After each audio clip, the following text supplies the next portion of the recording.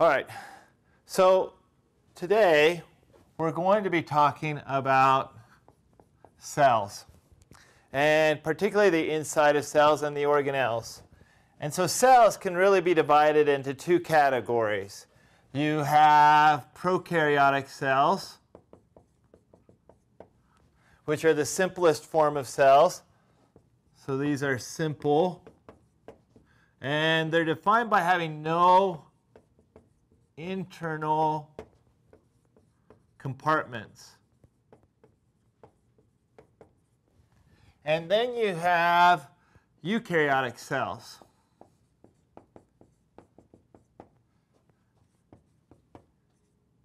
And eukaryotic cells then are defined by the presence of a nucleus, is really the defining characteristic. And then they also have other internal compartments, and that's what we're going to talk about today, is those internal compartments. So these cells are more complex, and they're also larger. And the fact that these eukaryotic cells can get larger is actually a function of their internal compartments that they have. So the internal compartments allow the cells to get to a larger size. You are most familiar with the eukaryotic cells in that these are the types of cells that make up plants. So all plants are made out of eukaryotic cells. And then animals, including you and I, are made up of eukaryotic cells. And so let's talk about, just for a second generally, this idea of internal compartments. And so what defines a cell is an outer membrane. So we'll call this the plasma membrane. And all cells, whether they're prokaryotic or eukaryotic, will have a plasma membrane. And membranes are actually critical to the function of cells. For one thing, they define the limits of a cell. So the cell, this forms a barrier so that the cell can store things inside and organize itself inside and be more organized than the outer world or environment around it. So this is the limit, if you will, of life, the boundaries of life inside the cell. The other important thing, though, is that on this cell, in this plasma membrane, as we talked about last time, you have a variety of membrane proteins. And so in an earlier lecture, we covered membrane proteins. And so these membrane proteins actually, again, exist in the membrane and carry out a variety of different functions inside the cell that are essential. So you have transport proteins that are on the membrane. In some cases, you have functional enzyme proteins that are going to carry out critical chemical reactions. One of the most important enzyme proteins that there is one called ATP synthase. This is the protein responsible for making most of the ATP, or the energy source, inside the cell. And it is a membrane-bound protein. You also have a variety of other different proteins that are critical, like receptors needed for cell communication. So you have all these different types of membrane proteins that are essential to cell function, and they have to exist in the membrane.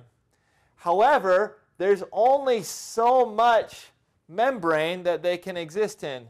That barrier, that outer limit, only has so much real estate. And so when we talk about eukaryotic cells being larger, it turns out that there is a ratio problem. We call this the surface area to volume ratio. And so the problem that cells face is their membrane represents their surface area, quite literally, and the area where those proteins can reside. But the proteins here, the transport proteins, the enzymes, the receptors, are all serving this volume of the cell, the internal area or compartment in here. And so you need so much ATP synthase, and that to service the volume inside the cell. Well, as a cell starts to grow, the problem is that in cell growth, the volume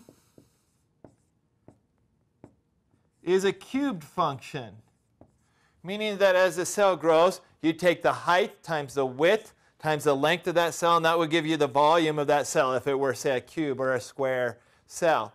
And so as the length and the width and the depth, as those expand, your volume is actually a cubed function. Okay?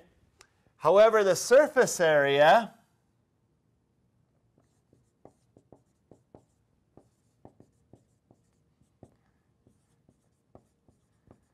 is a squared mathematical function.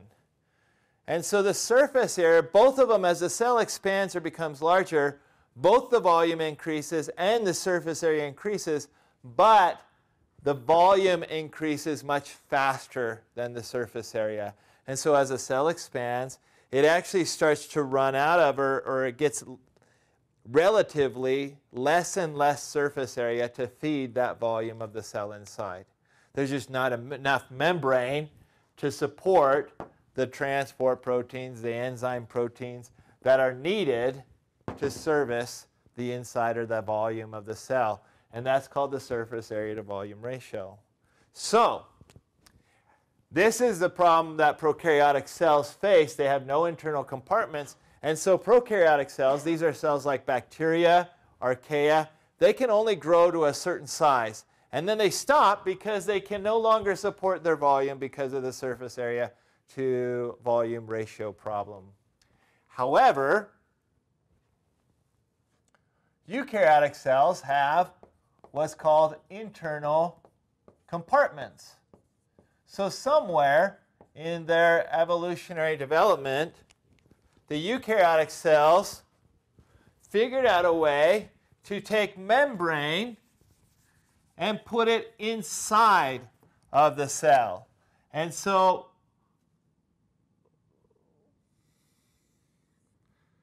you can imagine, some bacterial cells will do this too, you can imagine it, but what the eukaryotic cells did is they took it and completely pinched this off, and so they formed internal compartments. And so this is a piece of membrane that's been brought inside of the cell and exists inside of the cell. So now we not only have the surface area of the plasma membrane where these proteins can reside, but we can also start transferring proteins and their associated functions into these internal compartments. And the more internal compartments we have, the more membrane we have, the more surface area we have. And so this was a strategy then that allowed the eukaryotic cells to start expanding and getting bigger and bigger. They still face some upper limits, so you're never going to see a 200-pound single cell walking down the street. But they became much larger than the prokaryotic cells by having some of these internal compartments. So, internal compartments then, positive is that they allowed you to become larger, more growth. They also allowed separation of sometimes what we would refer to in the cell as toxic reactions.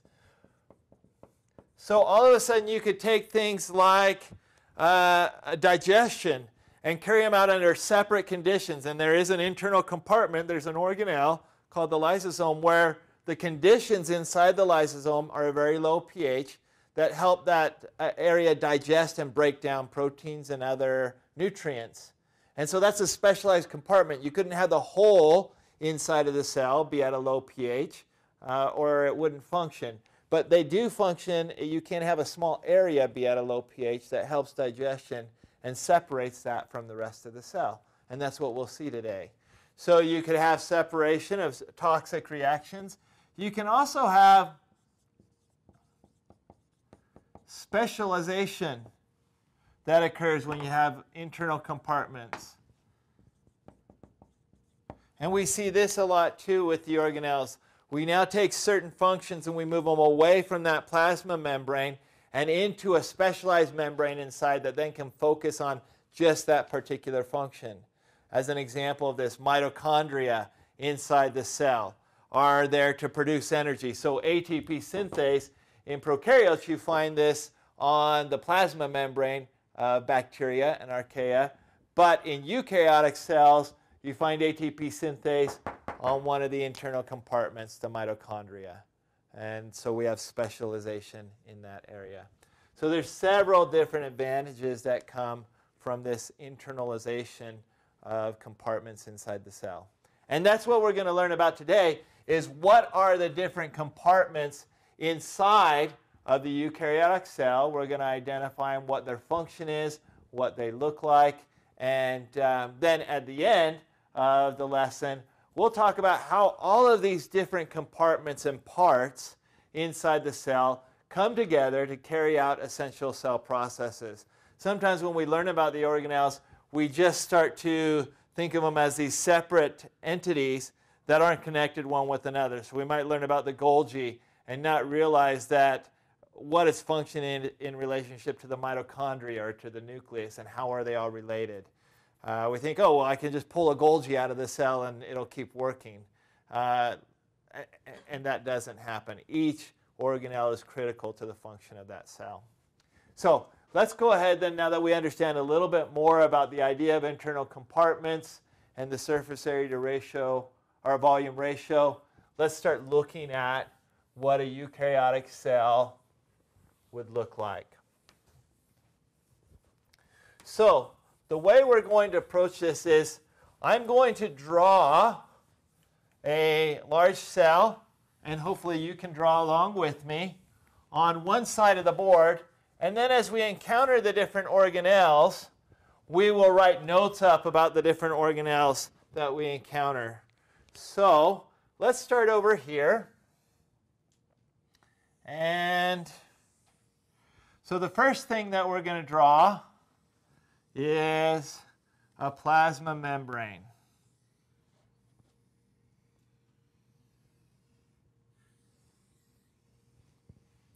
And we're going to draw a really big plasma membrane so that we have enough room to put all our organelles in it. And so this is our outer barrier, the plasma membrane. And the first organelle then that we're going to draw, we'll put it over here on the left-hand side.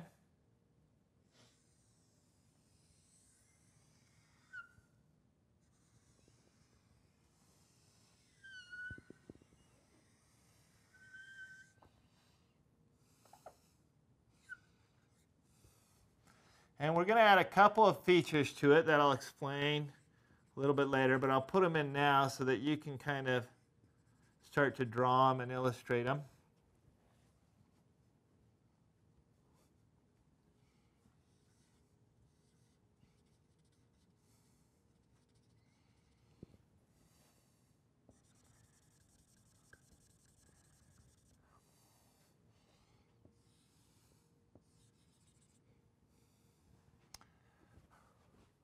Okay, so this first organelle that I've drawn is, if you were thinking that that might be the nucleus in purple, you would be absolutely correct.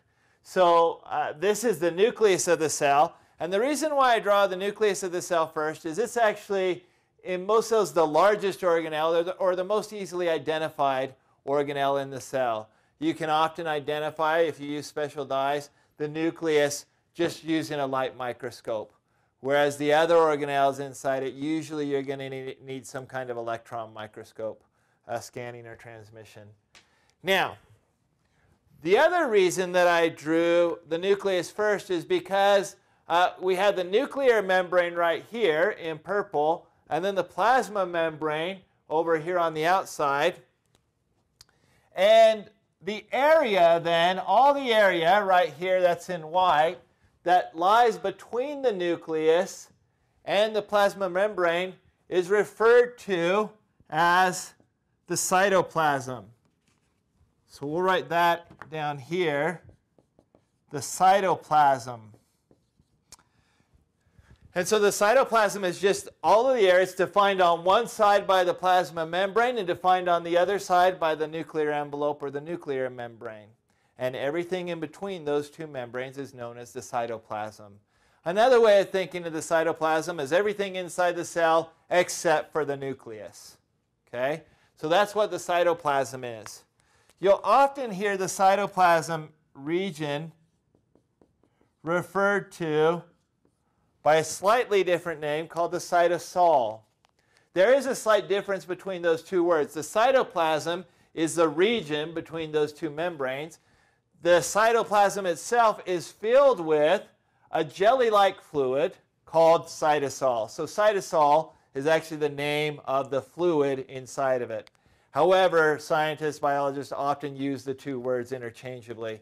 And they'll talk about a ribosome being in the cytosol or a ribosome being in the cytoplasm, and they'll use those words interchangeably, even though there is a slight difference. In some ways, an analogy to cytoplasm and cytosol would be sort of thinking of the Atlantic Ocean. And so the Atlantic Ocean is a space. It's a region. It's bordered by Europe and Africa on one side and North and South America on the other side. So when we talk about the Atlantic Ocean, we're really talking about that region, right? A geographic region. And that would be like the cytoplasm, a region between two different areas. On the other hand, the ocean, the seawater that fills that area would be like the cytosol. Okay? And then we often use those two words interchangeably too. So we'll say like the ship is sailing on the ocean. And we're meaning the Atlantic Ocean, the space, but we also might think that the ocean is the seawater as well. And so that's the explanation for those two words. Let's come over here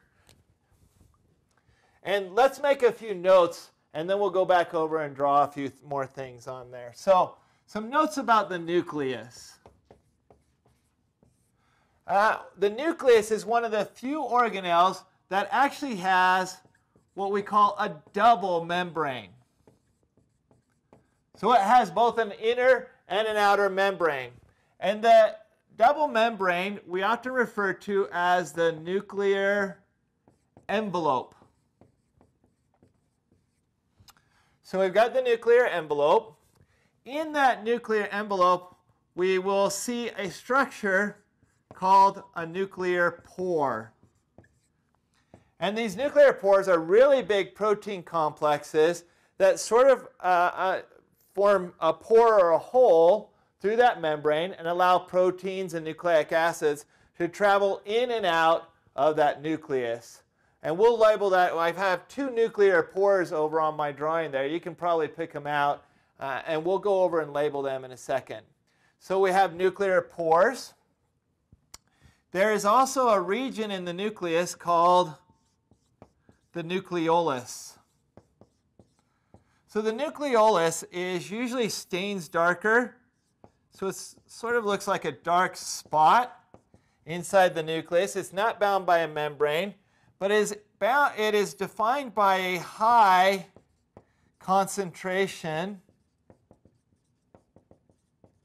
of DNA, and particularly the DNA associated with ribosome building. So we say that the nucleolus is a region that has a focus of ribosomal construction.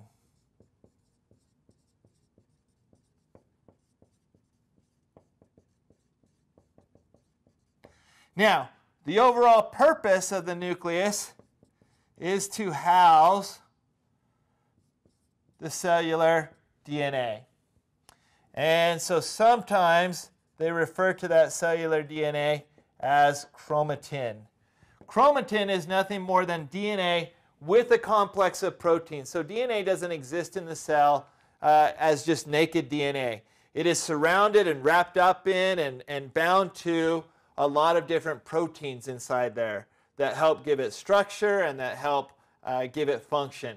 So there's proteins that copy the DNA into new DNA, into RNA, that carry out replication, transcription. And so when you look at the DNA plus the protein component, then we call it chromatin. And so that's the function of the nucleus, is to house that DNA. So if we come back over here to our drawing, let's see if we can identify right here this structure. That's the nuclear pore. This dark spot that I've drawn in right there, that's the nucleolus. And then here is a piece of DNA. This is what's housed. There'd be a lot more DNA than just this one piece. It would be spread out all throughout the nucleus. If we were to look at the individual strands, it would be like we were just looking at a big plate full of spaghetti in there. But that would be the DNA located inside the nucleus. And then right here, you notice we've drawn two lines around the nucleus. That's the double membrane. Now, our next organelle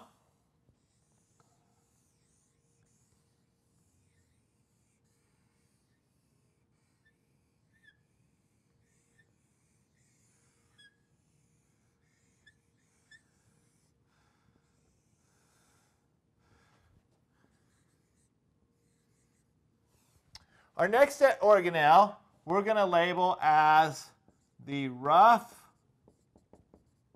endoplasmic reticulum. Or we often just call it the rough ER or the RER for short. And what defines the rough ER is sort of this very wide spread out network. These are often, if you were to look at them, they look like flattened sacks, if you will. On the board, I haven't drawn them exactly in a 3D form, but they would look like sacks, like flattened sacks. And then on the surface of them, you would see a series of rough dots. And that's where it gets its name, rough. These dots on the outside of it are what give its name rough. And so we'll just put a few more on here.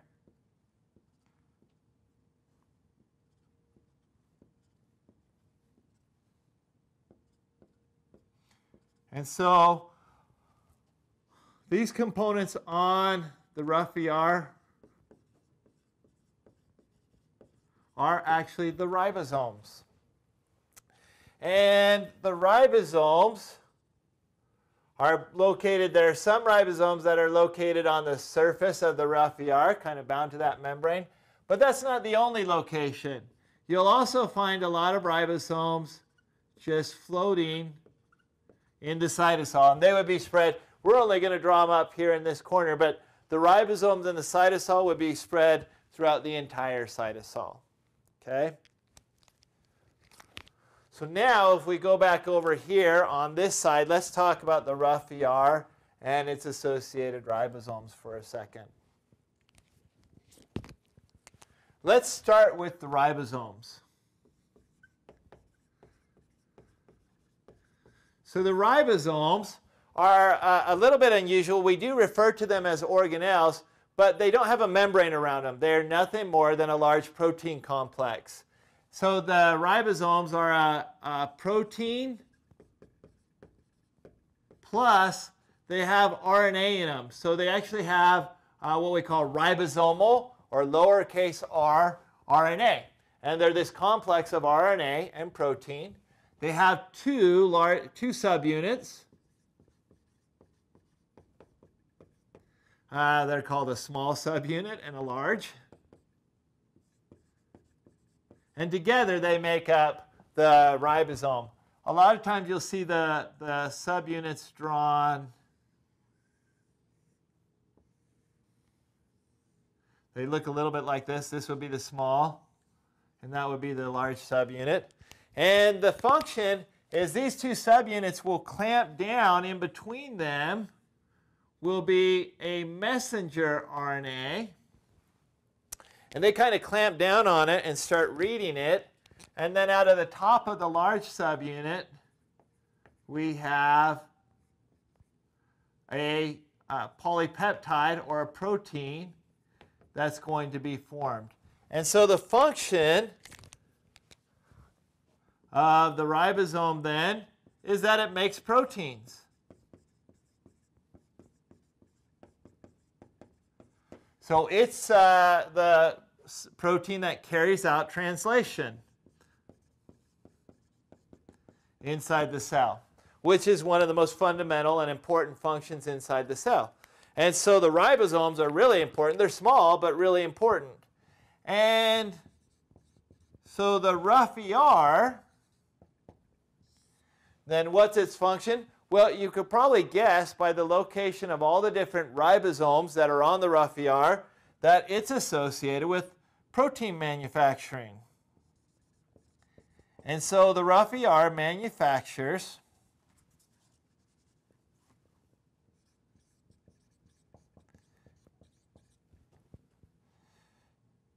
proteins. But specifically, it manufactures membrane proteins. So it's making membrane proteins. It's also making a lot of the proteins that go inside the organelles. So organelle proteins. If a protein is needed in one of the other organelles, it's going to tend to be made at the surface of that rough ER. And that's pretty much the primary function of the rough ER, is making those membrane proteins. Well, you might say, well, that's only one thing. But that's a really big, important thing that has to happen inside the cell. Coming back over here to the rough ER, attached to the rough ER, I left on this little space, you have another region that's attached to it. And we're going to call this region the smooth endoplasmic reticulum. And the smooth endoplasmic reticulum is connected to the rough ER. The space inside the rough ER is actually the same space as inside the smooth ER, but there's no ribosomes on the surface of the smooth endoplasmic reticulum, and that's where it gets its name from, is the absence of those ribosomes. The two, even though they're the same surface, the topography, what's on that surface, is different between the rough ER and smooth ER. This is obviously the case because we have ribosomes on the rough ER and no ribosomes on the smooth ER. But if you could take a microscope, or if you could shrink yourself down to the size of those proteins on the membrane, you would see that the two surfaces of the rough and smooth ER are different. In some ways, it would be like being able to go back east and look at, say, broadleaf forest with the oak trees and maple trees, and then say you could jump across the whole Midwest and walk into a western forest with all the pines and fir trees and conifers. Even though you'll be on the same surface of land, you could see a very distinct difference as you walk from those broadleaf forests to then the western pine forests. And you'd be able to, these same surface, but very different topography, very different structure. And that's the same with the difference between the rough ER and the smooth ER. So the rough ER does protein manufacturing. What does the smooth ER do? So the smooth ER actually has several functions that will come up in the class. So the smooth ER, for one thing, is where we manufacture lipids or phospholipids. We also find that this is important inside that ER, the smooth ER. We store calcium ion. And this becomes important later on when we talk about cell signaling. We're going to see that calcium ion is an important signal molecule for us. And so it being sequestered in the smooth ER is an important part of the process in cell signaling pathways that we'll talk about later. It also plays a role.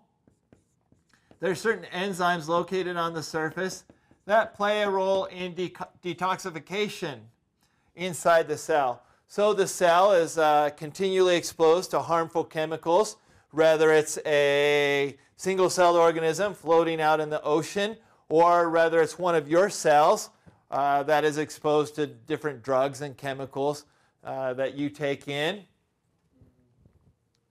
And those cells have to be broken down and eliminated from those molecules, those chemicals need to be broken down and eliminated from the cell. And so the smooth ER is one of the players in that process. Another player is the peroxisome, and we'll talk about that later today or in our next lecture. I do want to spend just a brief moment and come back and talk about this idea of manufacture of the phospholipids because it points out, and I think there's a good lesson for life in it, in that you have the rough ER and the smooth ER, and both of them are connected. They're one, but they're also different. They're carrying out different functions. And so you might ask yourself, well, which one is most important? Is the smooth ER more important, or is the rough ER more important? And the answer is that both of the rough ER and the smooth ER are actually equally needed. One creates the protein component of the membranes. The other one creates the phospholipid component of the membranes. One without the other is really nothing. Neither one is more important. Neither one is a boss over the other one. Both are necessary to create a functioning membrane, which is the basis then for a functioning cell. And so both of them have to work together. And for me, I think, as I teach this in a gospel setting, the rough ER and the smooth ER, the way that they work together, for me, is a model of marriage. In the sense that you cannot have a marriage. Marriage has a function and a purpose, and that's to build a family and to procreate life. And you can't have it. Notice that it wouldn't work to have two rough ERs, and it wouldn't work to have two smooth ERs. You'd be missing an essential component needed to create the membrane. So you need a rough ER and you need a smooth ER. Neither one is more important than the other. Neither is man more important than woman, or woman more important than man. They only function when they work together as equals to carry out the purposes of the cell or of the family. And so just think about that as you are studying the cell. Sometimes it's important to recognize we get lost in talking about biology sometimes, but there's a lot of life lessons that we can find as we go about studying biology. All right, so now we've got the nucleus, we've got the rough ER, we've got the smooth ER. Let's add our next organelle. And our next organelle is going to be a series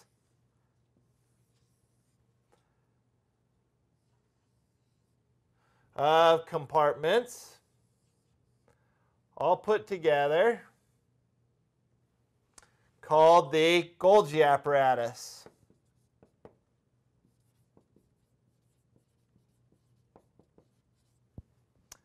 And the Golgi apparatus, let's come over here and we'll write up here a few notes about the Golgi apparatus.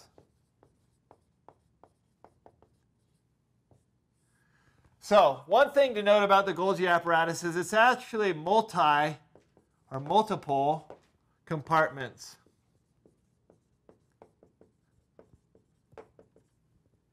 And those are connected. They are connected to each other by vesicles. And we'll explain that in a minute. Each compartment is called a cisterna.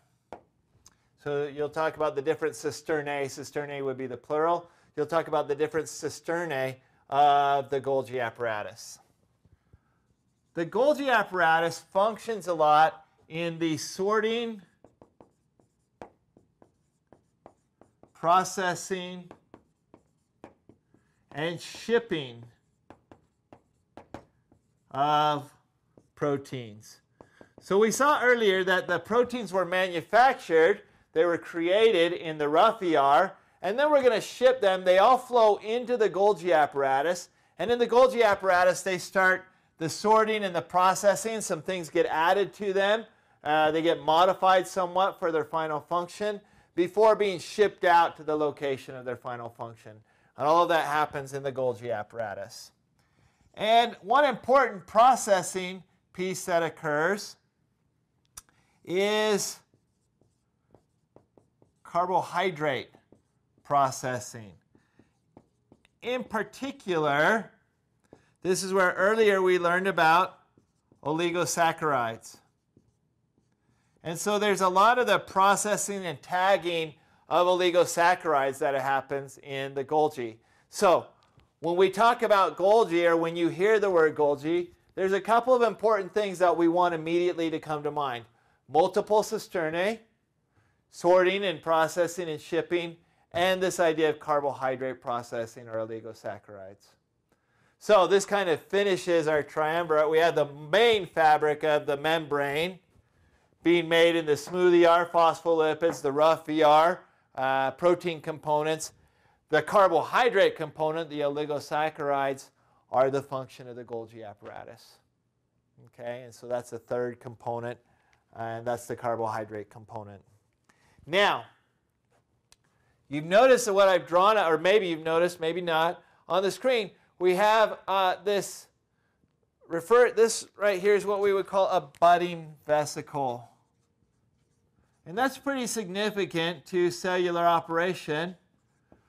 What happens is the membrane at the rough ER will actually start to bulge like that, and then it keeps bulging, and it keeps bulging, and eventually it gets big enough and it starts to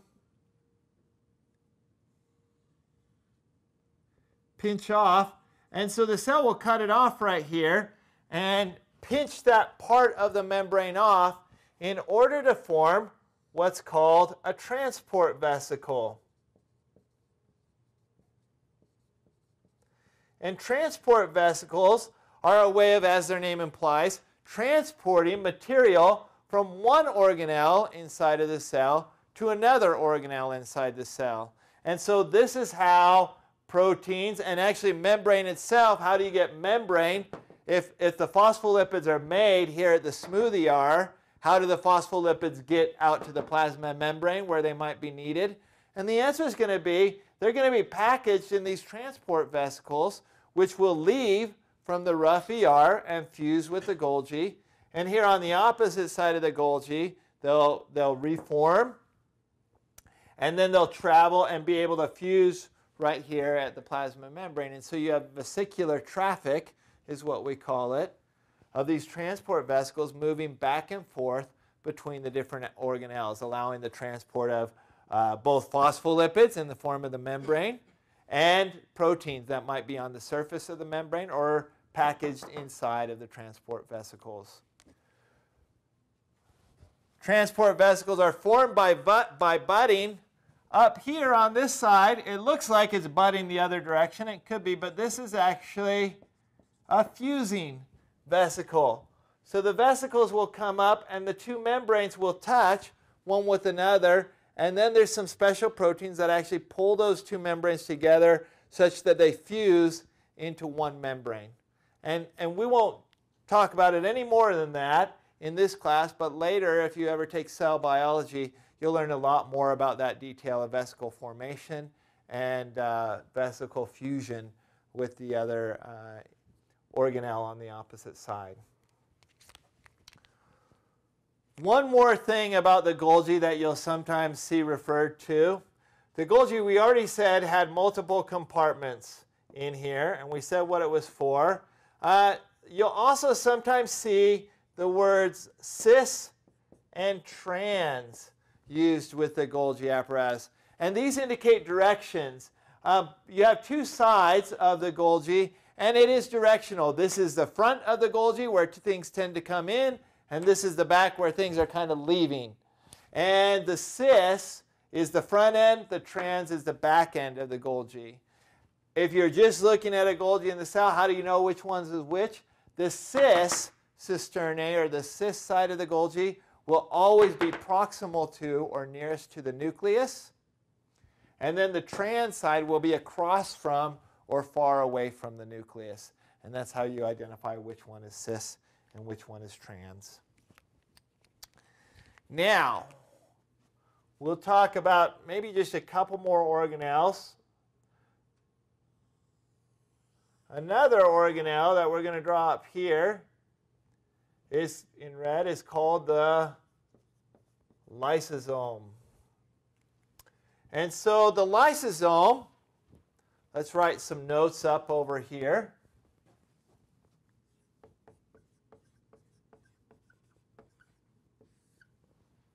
The lysosome is the digestive center of the cell.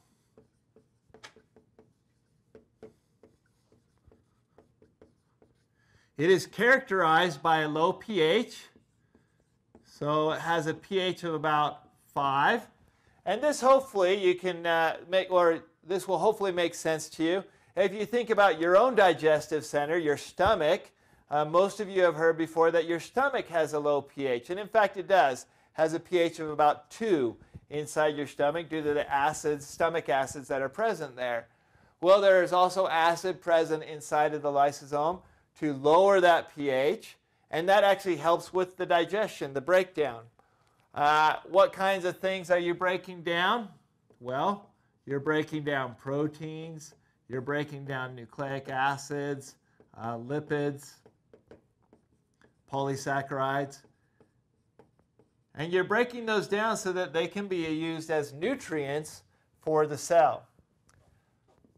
The lysosome then contains a group or a class of enzymes called lysosomal hydrolases. Hydrolases are enzymes or proteins that break stuff down. And so they're located inside the lysosome.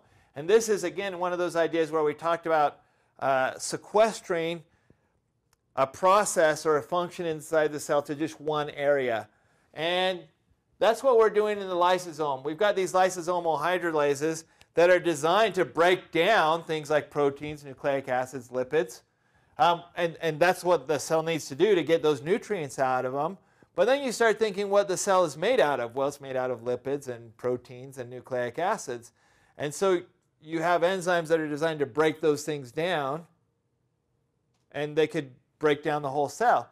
And so that's why we have to keep them sequestered here in the lysosome. You do not want those lysosomal hydrolases getting released out into the whole cell where they can really start to cause some damage, right? And so having a lysosome is a really good idea. It allows for very efficient digestion in one place while protecting the rest of the cell from that process. Okay? So we've got the lysosome. It really is, under a microscope, what would it look like? It's just a circle. It's kind of, we call it a heterogeneous background, you might call it. And so what that means is if you were to look at it inside of the cell, you'd see some dark patches in places and some light patches in places. And so it would look really grainy, I guess, under the microscope. You can identify. There's another organelle called the peroxisome, and they both look like big circles. But the lysosome, you can tell because it looks grainier. There's a lot more mixture of white areas and dark areas in there. The peroxisome tends to be more uniform, except for we'll have what's called a crystalline core. There'll be a square kind of right in the middle of it. Otherwise, it'll be uniform. Okay. Let's talk about maybe one or two more organelles.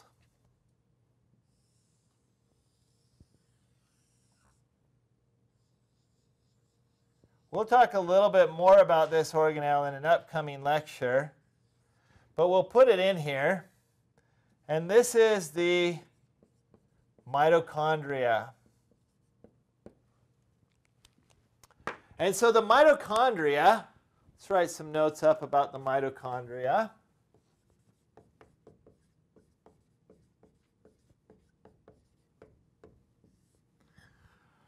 The mitochondria is often referred to as the powerhouse of the cell. So this is a place where we're going to make the majority of ATP, or the energy currency that the cell needs to function. That occurs in the mitochondria. Something to note, I drew two membranes. And so the mitochondria does have two membranes, and because of that, it has two spaces.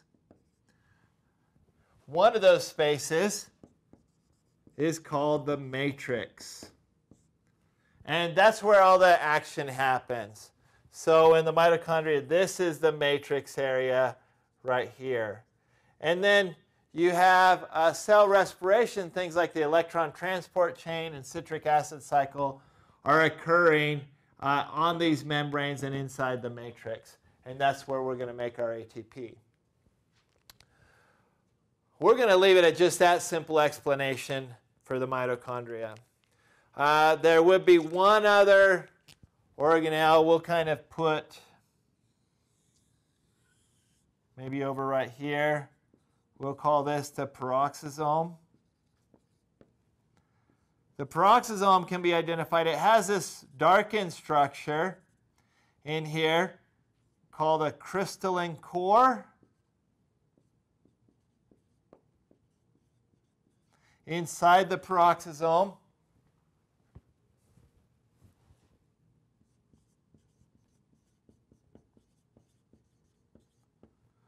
so the peroxisome itself is just a single membrane. It's pretty much circular in shape. You can identify it by this dark crystalline core. It's associated, its function is detoxification. So it helps the ER. They work together to detoxify. And it gets its name from the presence of hydrogen peroxide.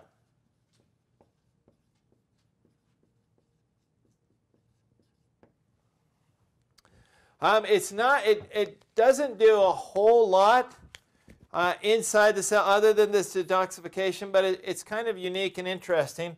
We think that it's actually one of the oldest organelles inside the cell. We think that it predates mitochondria, and we think that the hydrogen peroxide was used anciently by the eukaryotic cells to deal with what we call the oxygen problem. Now, I know you might be thinking, oxygen, that's not a problem. We actually need oxygen. And we do, and why we need it we'll go over in another unit later when we talk about cell respiration. But in most cases, oxygen acts as a really strong poison. For example, think of what oxygen does to metal. When it oxidizes it, rusts it. And so oxygen actually breaks down or destroys most things when it comes into contact with it. And early cells were no different. As oxygen started to raise in the ancient atmosphere, it started to cause problems for the cells. It would act as a poison. And so the peroxisomes came about as a way of dealing with that poison. So it would take the oxygen out of the air and turn it into hydrogen peroxide and eventually into water. And so it would create this kind of bubble where oxygen wouldn't be present around it. And it was just really getting rid of oxygen. It wasn't using it for anything. The hydrogen peroxide would be used for some things inside the cell to detoxify chemicals, but it didn't have much of a purpose other than getting rid of oxygen. Well, it turns out when mitochondria evolved and came around, mitochondria also get rid of oxygen and turn it into water, but they do so much more efficiently because they hook it into the process. They use it as a power source to make ATP. And so mitochondria were able to take over the oxygen metabolism capacity of the peroxisome and do it much better and have ATP as a byproduct, if you will. And so that kind of left the peroxisome out of work, so to speak. It didn't have much to do. And so it just started doing some more detoxification things. But it's kind of in semi-retirement, if you will, inside the cell. So we don't talk much more about the peroxisome. What we've drawn up here on the board, these would be all the organelles present in what we would call an animal cell. And so an animal cell would have all of these organelles inside of it. Different types of animal cells might have different amounts of the different organelles. Some cells might have a larger rough endoplasmic reticulum inside. Some might have a larger smooth endoplasmic reticulum. Some might have more mitochondria than another cell. But they'll all have these organelles present. One cell that I'll just go over briefly we haven't talked much about. I'm just going to draw a small one. And that is a plant cell. A plant cell would have all the organelles that we've talked about so far, except for, we're not going to redraw everything, but plant cells do not have a lysosome. They do have everything else, plus they will have an organelle, a special organelle. Actually has 3 membranes called a chloroplast. And a chloroplast serves as the photosynthesis center of the cell. So because plants have chloroplasts, they have the ability to harvest sunlight and then use that sunlight to take air, carbon dioxide, and turn it into sugars like glucose. And so they're literally able to create biological molecules out of thin air using the power of sunlight. And that's the purpose of the chloroplast. Another unique organelle that they have inside is plants will have this really large compartment inside called a central vacuole.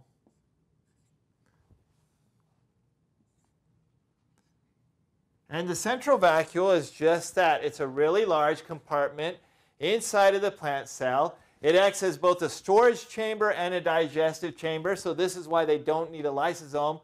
They'll carry out a lot of their digestive functions inside this really large central vacuole. And what the central vacuole does is it acts as a pressure chamber. As it fills with water, it pushes against the sides of the cell and causes those plant cells to have structure or form, to be rigid. Plant cells don't really have a skeleton of bone to hang their cells off of, to hang their tissue off of, like you and I do. So they have to, each cell has to encase itself in sort of its own suit of armor, if you will, and then swell that we're using the central vacuole so that it has strength and structure to it. And so that's the central vacuole. It acts as a hydraulic chamber.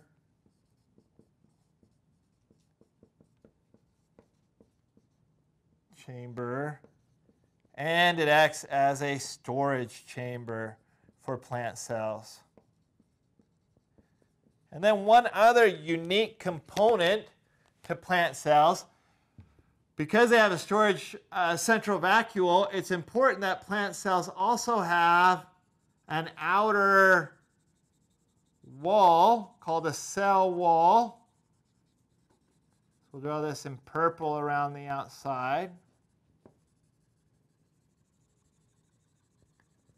Because as the plant cell takes in water into that central chamber, it will start to swell up like a balloon, and it could swell up so big that it would actually pop. So they have a cell wall around them, this rigid sort of suit of armor that surrounds them.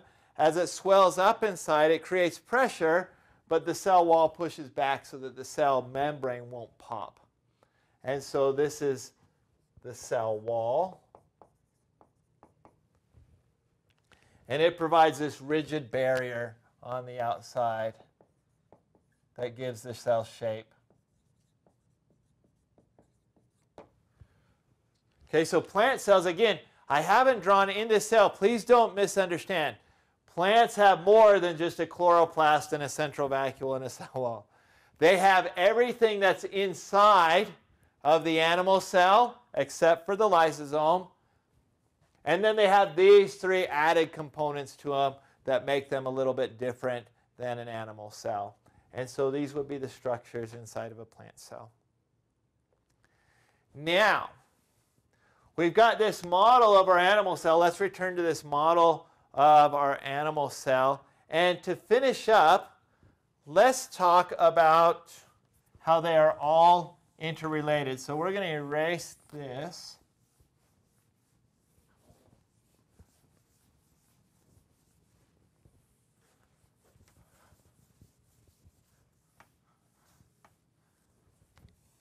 And we're going to talk about a simple process, a fundamental process inside the cell, and we're going to label this as the life of a protein. Okay? And following the lifespan of a protein, where do proteins come from, where do they go, what do they do, is really important. In fact, after we finish this unit on cell structure, our next 2 units will cover cell metabolism and cell processes. And all of those, what makes all of those cell processes run is proteins and different types of proteins. So, the life of a protein starts in the nucleus. And it starts with the processes of transcription. And so here in the nucleus, we'll kind of follow it through. What we're going to do is inside the nucleus here, the DNA is used to make a molecule of RNA, specifically mRNA. And so that's going to happen. That's going to be the blueprint for the protein. That mRNA molecule travels out and gets bound to one of the ribosomes. And on the ribosome, we have translation. So translation is the next step, and this is the birth of the protein. So translation occurs. In this case, we're going to say on a ribosome,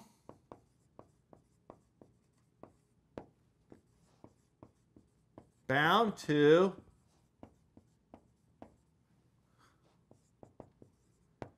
the rough ER. So right here we have the mRNA. It's bound to that ribosome located right there. And the protein itself, the ribosome is connected. It's sort of landed and docked on the surface. And that causes the protein itself to be formed right here inside the lumen, or the inside of the rough ER. And so the protein, or really it's a polypeptide at this point, gets sort of pushed into the rough ER lumen. From there, it gets folded, and you get this folded protein inside the rough ER lumen.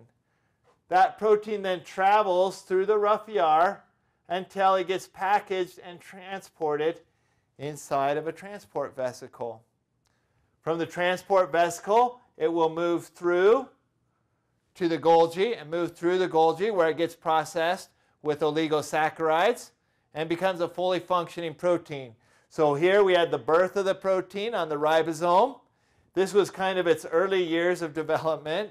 It hits and moves over to that Golgi, and this is where it really spends its puberty right here. It's developing into a full-grown adult protein ready to go out and do its function. In this case, the particular protein that we're tracking would then, after those teenage years, get processed into another vesicle.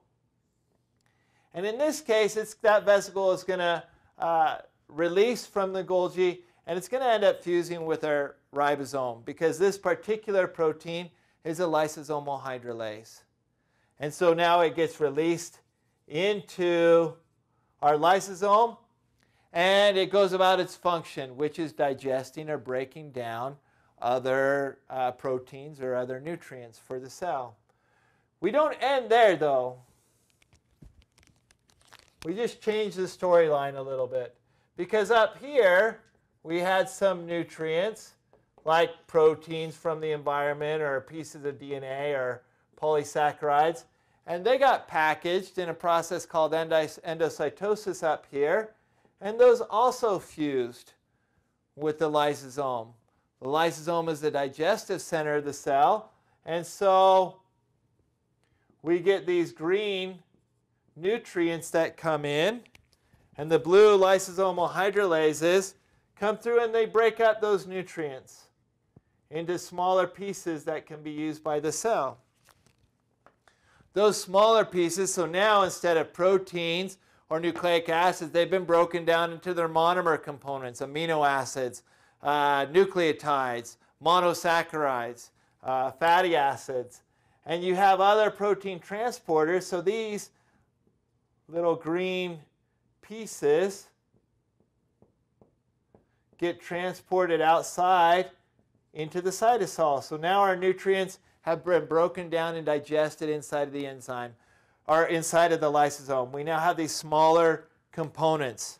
So these are things like amino acids, nucleotides, and monosaccharides. So what happens to those? Well, our story isn't done yet. We can take some of the monosaccharides, so some of these monosaccharides are going to go here inside the mitochondria. And that let's say that they were glucose molecules. Those glucose molecules can be broken down through glycolysis. Their products get sent in here into the matrix, and that's what produces then our ATP for the cell. And so the ATP is going to be used for energy.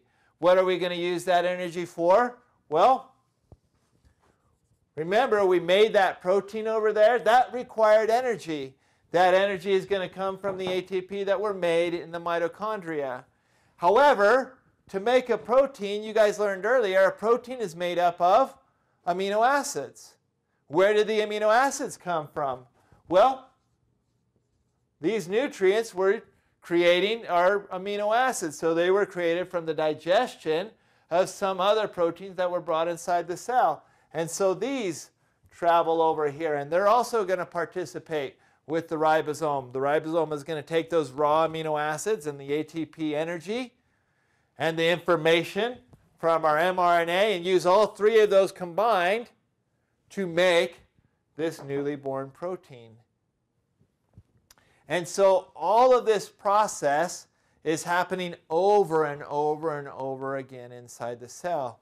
The lysosome is breaking down to provide nutrients. Those nutrients are being used inside the mitochondria to produce energy. And the lysosome is providing building blocks that are being used by the smooth ER to make new phospholipids, the rough ER to make new proteins. Ribosomes in the cytosol are also using those to make other proteins in the cytosol. The Golgi is using monosaccharides to create new oligosaccharides and carbohydrates. Every part of the cell, every organelle is contributing to the overall function of the cell. And so you need all of these components. Sometimes we learn them in bits and pieces, and we don't understand the role that each one plays. And that's why I like going over this life of a protein, because you start to see how each one of these organelles functions to do this very fundamental process inside of the cell. And with that, we're done.